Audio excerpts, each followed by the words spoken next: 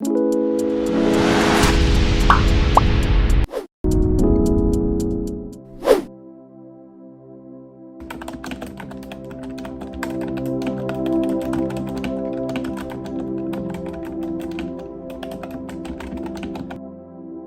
do think on occasion that clinicians, helpers can take the feedback provided by the ORS and SRS or whatever outcome tools that you happen to be using personally. How do you deal with this? Or perhaps I should say, should you take it personally? And the answer is you should take it professionally. Taking the client's words and feedback seriously and engaging in a conversation to see how and what you can change in order to improve engagement, as the client's engagement is one of the best predictors of treatment outcome.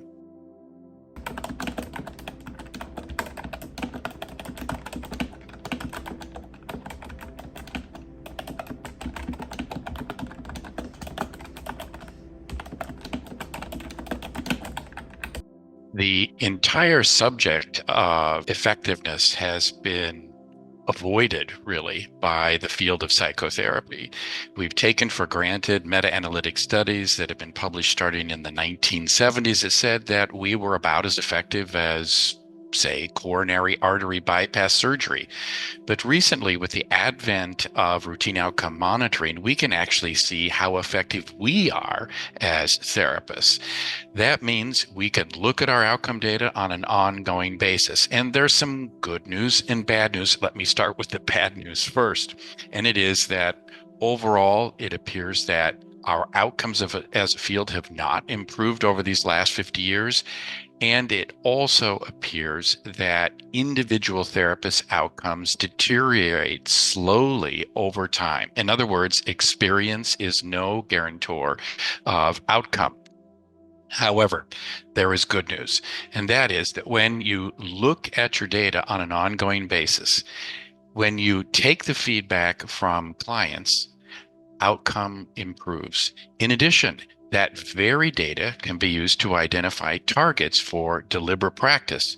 And we have one real world study. When you do that, individual practitioners improve slowly over time in the opposite direction that they go without such feedback and measurement.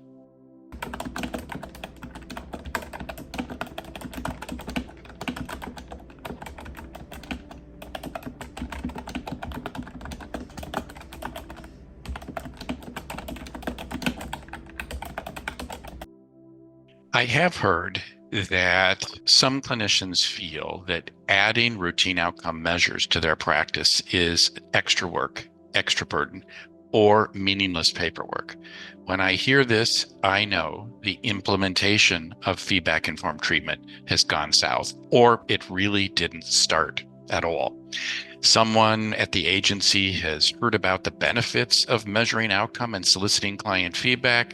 They've gone back to their agency, ordered software, paid for measures, and they just start. It turns out that implementing feedback-informed treatment, and by the way, we have research about this. Psychologist Heidi Brotman did the study on the subject.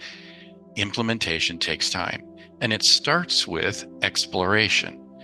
The goal of this entire process being changing the culture, not just adopting the paperwork or the measures, but the culture in which the clinicians meet their clients, in which their words are at the heart of clinical practice. When this happens, and it generally takes between 2 and 3 years to complete, then clinicians see this process as an integral part of the care they provide.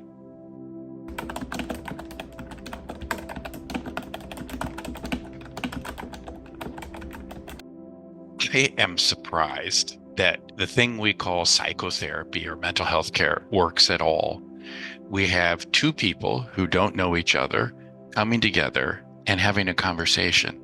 And this often has transformative effects on the lives of one of those participants.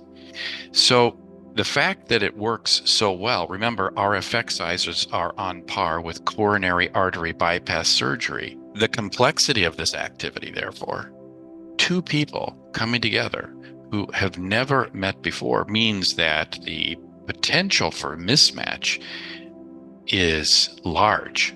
Again, as I said, I'm surprised that it really works at all, but it does. And clinicians are generally quite sensitive to the individual needs of the people that they work with. Using the outcome tools allows that process to work even better, to accommodate those differences so that we can connect with the diverse people that come to our office for help.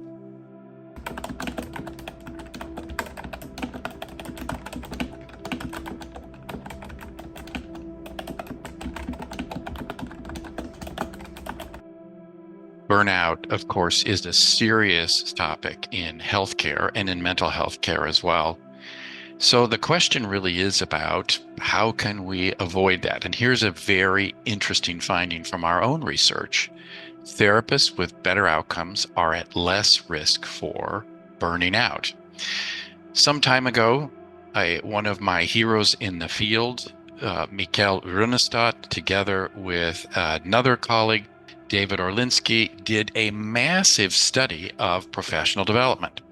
And they found that therapists really enjoy what they called healing involvement with their clients. That is, getting in the mix, doing the process. And they focused a great deal of their time and energy on that. Daryl Chow then did his research study, the one that really broke new ground with regard to the application of deliberate practice in terms of professional development. And he found that the more that therapists endorsed healing involvement, the higher the rates of burnout they had. How do we put this all together?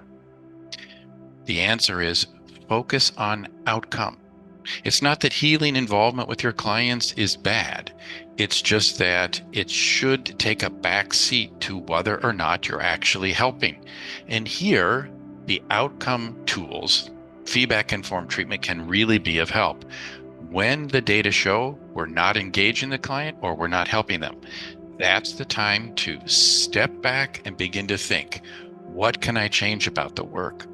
Where can I send the client in addition to seeing me that might add to the impact that mental health care is having on their lives? And number three, in the event that that doesn't work, who else might be a better fit for this particular person? Putting outcome ahead of healing involvement, keeping that in focus, reduces the risk of clinician burnout. Why is that? Because clinicians need to feel helpful. And without that, they tire of the work.